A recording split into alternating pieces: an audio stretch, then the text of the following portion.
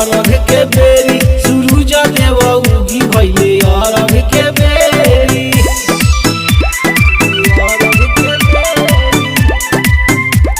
आदित्य मल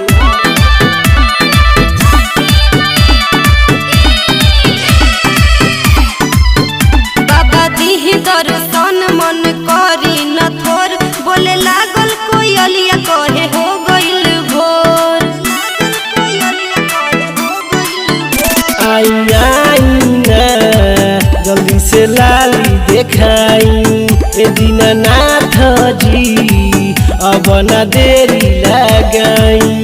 बेरा बीते आदित जनी देरी करी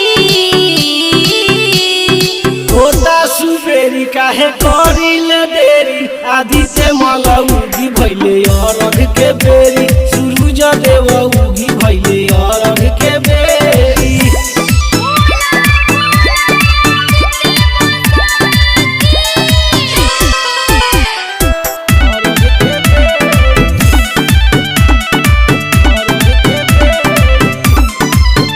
रउए आसे पिया से उपासे रही बोली बोली दिवाकर कानी रासे रही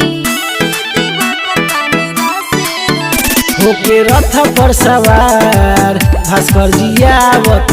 बारे शैलेंद्र यादव मुकेश अर्जी लगावत बारे।